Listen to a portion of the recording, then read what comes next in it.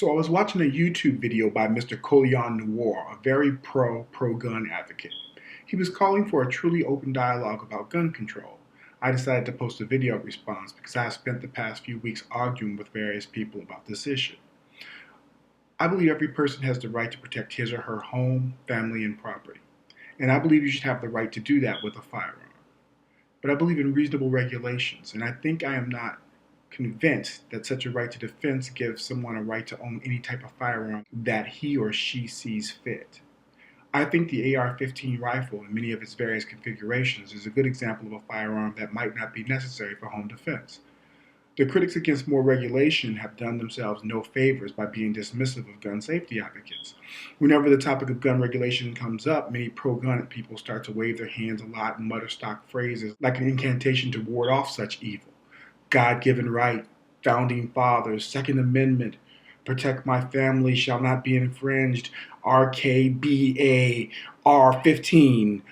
And policymakers and concerned Americans alike back off because we care about the Constitution, we care about a citizen's right to self-defense, a person's basic right to protect his or her family, and of course, some no-limit gunners are quick to highlight their willingness to water the tree of liberty to protect their gun rights.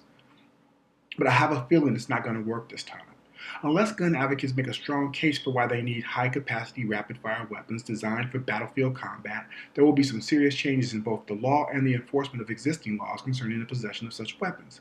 As I've said before, I'm in the pro-handgun, anti-AR-15 camp. In my conversations, I've heard the same few arguments again and again.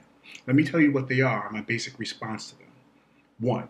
What part of shall not be infringed don't you understand? I hear you.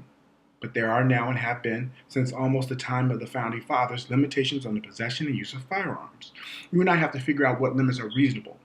I have to say, though, the Founding Fathers could never have imagined the rate of fire, capacity, and accuracy an AR-15 provides. 2.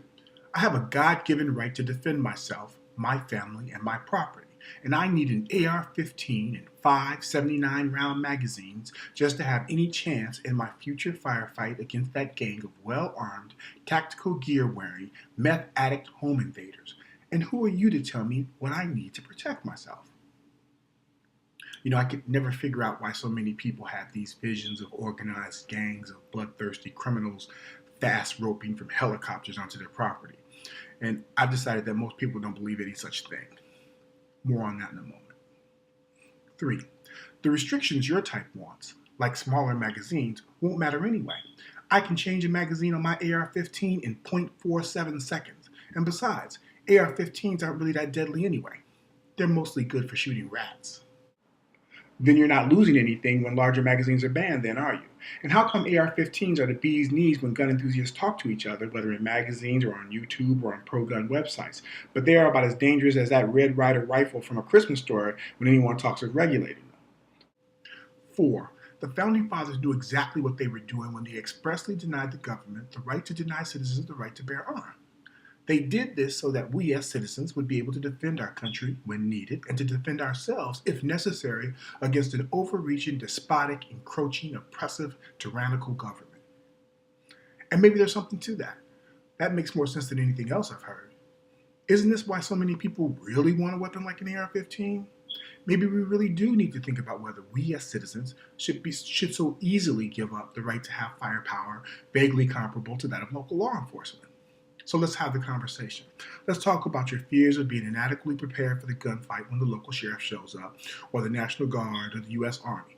I know many pro-gun advocates don't want to, but we have to, because it's the truth, and these other arguments aren't cutting it. I look forward to being part of the conversation, and thanks to Mr. Colion Noir for creating a space to have it.